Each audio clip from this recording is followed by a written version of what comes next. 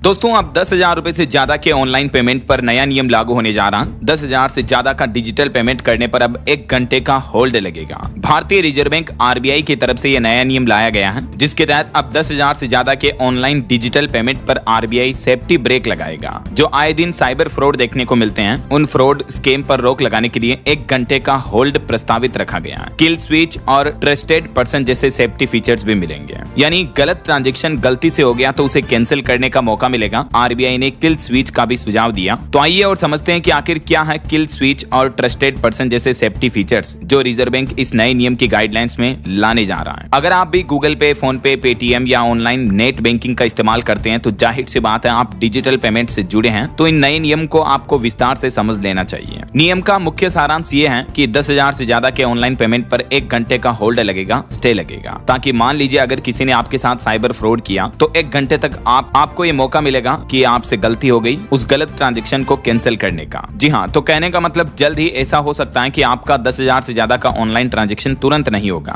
बल्कि उसमें 1 घंटे की देरी हो सकती है। तो इससे ग्राहकों को गलत ट्रांजैक्शन रोकने या कैंसिल करने का मौका मिलेगा। देश भर में बढ़ते डिजिटल फ्रॉड साइबर स्कैम पर रोक लगाने के लिए आरबीआई ने यह प्रस्ताव रखा है। आए दिन कई नए तरीके के साइबर फ्रॉड, डिजिटल अरेस्ट जैसे मामले देखने को मिलते रहते हैं। आज अक्सर मनोवैज्ञानिक दबाव बनाकर जल्दबाजी में लोगों से पैसे ट्रांसफर करवा देते हैं। तो अब ये जो 1 घंटे की देरी की जाएगी ऑनलाइन ट्रांजैक्शन में, ये देरी उस दबाव को खत्म करेगी। फिलहाल ज्यादातर डिजिटल ट्रांजैक्शन जो है तुरंत हो जाते हैं, राइट, जिससे यूजर को सोचने या गलती सुधारने का मौका नहीं मिलता है। तो अब समझिए आरबीआई के प्रस्ताव से जुड़ी 3 अन्य बड़ी बातें कि रिजर्व बैंक इन नियमों में और क्या क्या बदलाव लागू करने जा रहा है। पहला पॉइंट, सीनियर सिटीजन्स के लिए ट्रस्टेड पर्सन की सुविधा होगी। जो 70 साल से ज्यादा उम्र के बुजुर्ग हैं, वो अब अगर कोई ट्रांजेक्शन करेंगे तो उनको एक और एक्स्ट्रा सुरक्षा सिक्योरिटी लेयर मिलेगी, जिसके तहत 50,000 रुपए से ज्यादा के ट्रांजेक्शन के लिए बीच में एक ट्रस्टेड पर्सन यानी भरोसेमंद व्यक्ति की मंजूरी हो सकती है। तो ये नया सिस्टम जो होगा ये फ्रॉड के खिलाफ सुरक्षा की एक दूसरी लेयर की तरह काम करेगा। जैसे 2 फैक्टर ऑथेंटिफिकेशन वगैरह हाल ही में अप्रैल से रिजर्व बैंक ने लागू किए यूपीआई पर, वैसे ही ये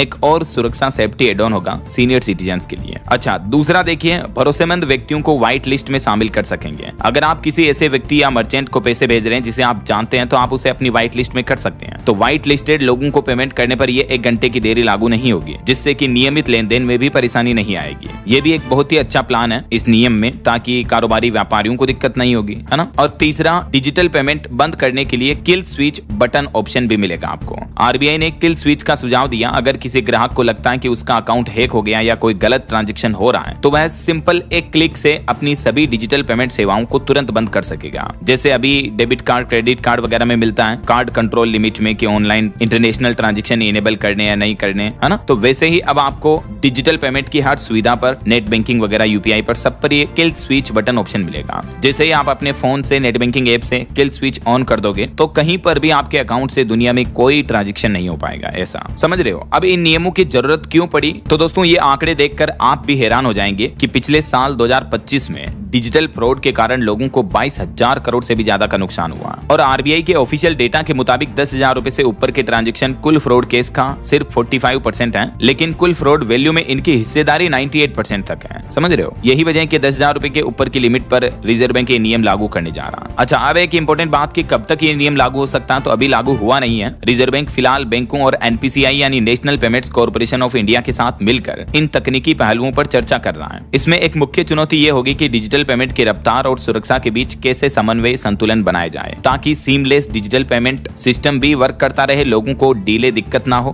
व्यापारी कारोबारियों को कोई दिक्कत ना हो। यही वजह की एक्सपर्ट व्यू की सुरक्षा और स्पीड के बीच संतुलन बनाना इस नियम में मुख्य पार्ट होगा। तो अभी रिजर्व बैंक के द्वारा एक्सपर्ट टीम के साथ इसका डिस्कशन चल रहा है। नियमों का नया मसौदा प्रस्ताव तैयार किया जा रहा। उम्मीद है जल्दी आपको कुछ ही महीनों में ये रूल्स देखने को मिल सकते हैं। तो ये जो नियम मैंने आपको बताया, इन सभी के हाइलाइट्स, की पॉइंट्स आप देख सकते हैं। मुख्य विवरण ये होगा, 1 घंटा की देरी होगी 10,000 से ऊपर के ट्रांजैक्शन पर। उस 1 घंटे के दौरान आप या बैंक उस ट्रांजैक्शन को संदिग्ध मानकर रोक सकते हैं। और 70 साल से ज्यादा ऊपर के सीनियर सिटीजन्स के लिए 50,000 से ज्यादा ट्रांजैक्शन पर बीच में एक और व्यक्ति की पुष्टि जरूरी होगी। टेबल में आप समझ सकते हैं अभी क्या सिस्टम है। ज्यादातर ट्रांजैक्शन तुरंत हो जाते हैं। बुजुर्गों के लिए भी कोई विशेष मंजूरी नहीं है। हालांकि अकाउंट हैक होने पर अभी आपको कस्टमर केयर को फोन करना पड़ता है, लेकिन किल स्विच बटन आने के बाद आप खुद ब खुद अपने अकाउंट को ब्लॉक बंद कर पाएंगे। ऐसा तो ये सेफ्टी रूल्स जल्दी लागू किए जाएंगे। इनको लेकर आगे और डिटेल अपडेट्स